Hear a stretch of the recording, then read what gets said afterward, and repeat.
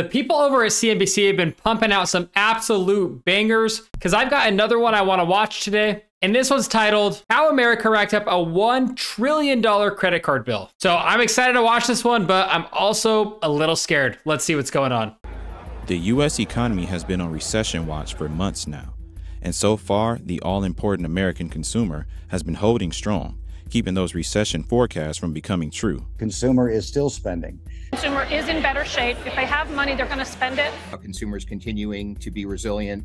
The consumer health has been resilient so far this year. Can we really call it the consumer health? I feel like that implies that they're making good decisions, and maybe they are, but I feel like what we're getting to is that this is being propped up in a bad way. We'll see. Consumer resilience is about to be tested. Americans now carry more than $1 trillion in credit card debt going into the holiday shopping season. The Federal Reserve's rate hikes have caused average interest rates for credit cards to spike to more than 22%.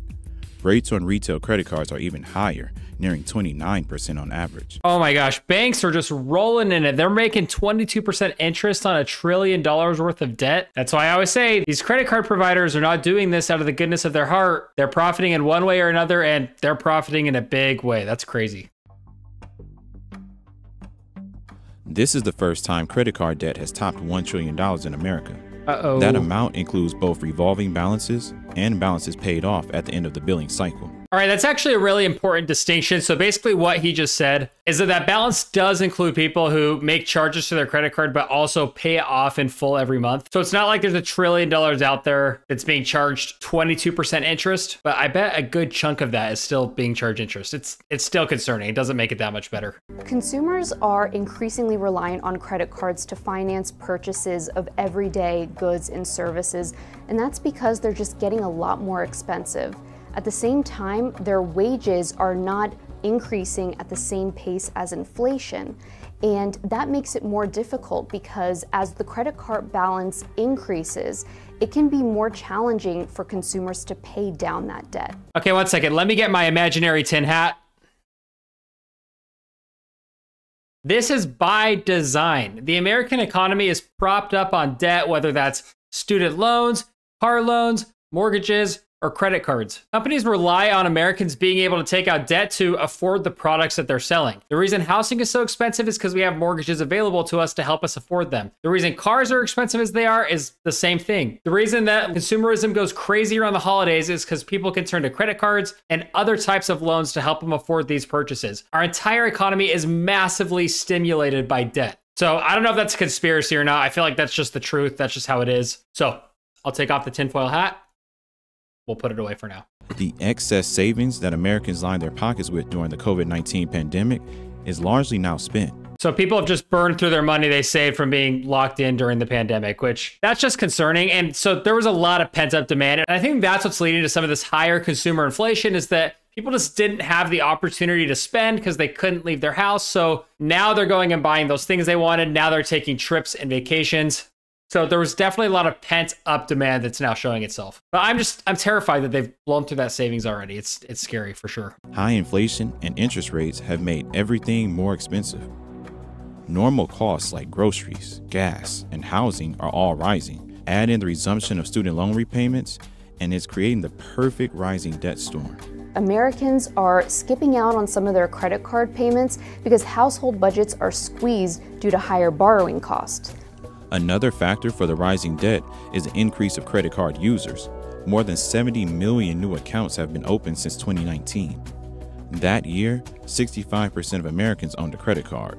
And after a contraction in issuance due to the pandemic, the amount of Americans owning a credit card rose to 69% in 2023. So this is my concern with credit cards. And I'm not completely anti-credit card. As I've said many times on this channel before, I have credit cards. I use them. I've used them to build my credit. I use them to accumulate travel points, but I'm very hesitant to give out advice on actually like getting credit cards or recommending certain credit cards because sure, I can sit here and say all I want that you should use credit cards responsibly. But if I make a recommendation on a certain credit card and a set amount of people go out and get them, there's going to be some of those people who end up getting trapped in the cycle of credit card debt. So I think it's concerning that such a large percentage of Americans are starting to open these. Again, if they're just using them to build their credit, that's actually great. But as we know, they're not. They're using it to fund purchases they can't afford. And that's why we're seeing the total balance of American credit card debt just skyrocket. Credit cards can be like power tools. They could be really useful or they could be dangerous. Yeah, it's all about how you use them. I agree. Typically, after the holiday season, Although, credit wait. card debt. Hold up. Okay, I'm not saying this guy is wrong.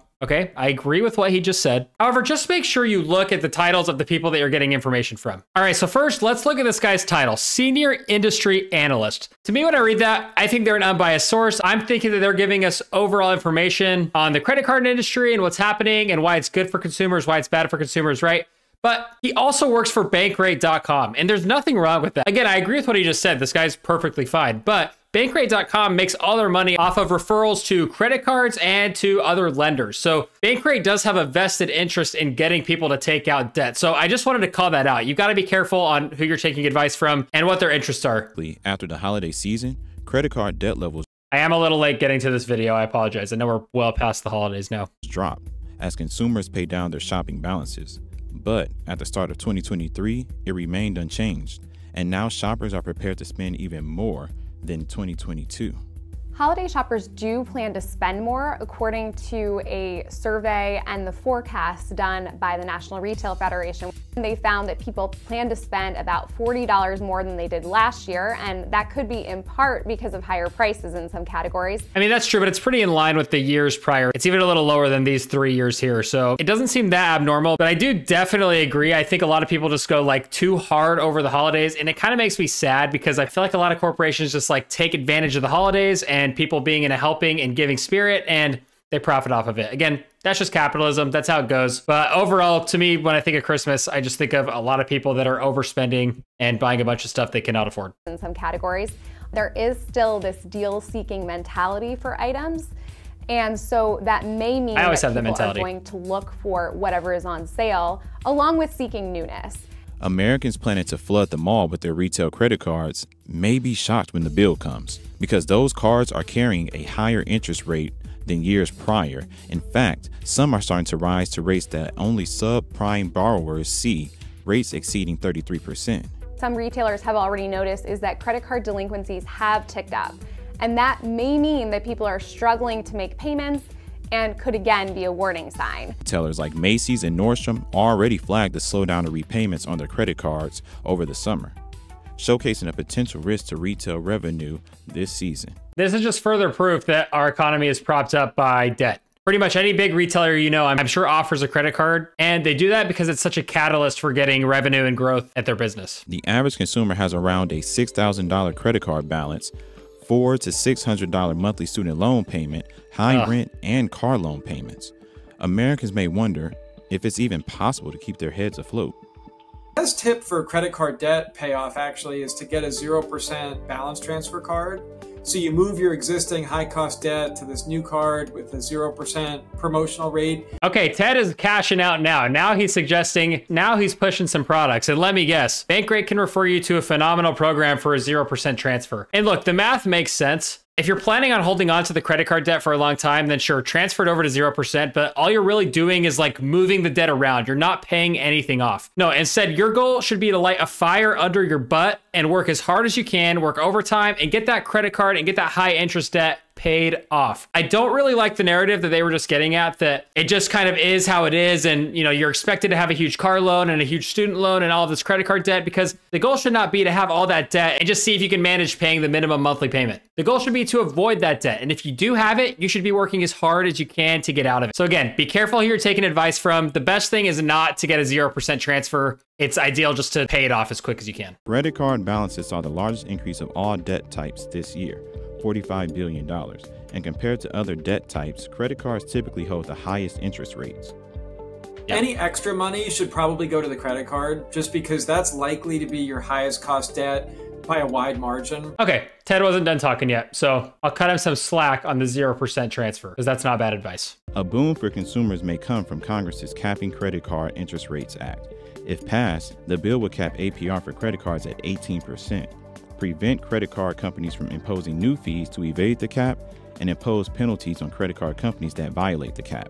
I mean, it's not a bad idea because we definitely want to eliminate any predatory interest rates as much as we can. But this is just beating around the bush, in my opinion. The goal should be to give people a better education in personal finance so that they don't find themselves in this debt in the first place. We should be propping people up and helping them actually fix their lives and get out of this nasty debt instead of just focusing on the interest rates. But to me, this really just seems like slapping a band-aid on a symptom instead of actually fixing the underlying problem. But all eyes are still on the Fed. We're not really sure where the Federal Reserve is going to be taking interest rates next. If they continue to hike rates, it could be more difficult for borrowers to pay down the debt. If they reduce interest rates, however, it will take some pressure off consumers and they might be able to start making more consistent payments and reduce those delinquency rates. All right, that's gonna do it for this video. Let me know what your thoughts are down in the comments. What do you think about the rising credit card debt in the US today? Does it worry you? Do you disagree with any of the points I made in this video? Let me know. And while you're at it, make sure you hit that subscribe button. And I really appreciate it if you'd leave a like as well. And we'll see you next time. Thanks.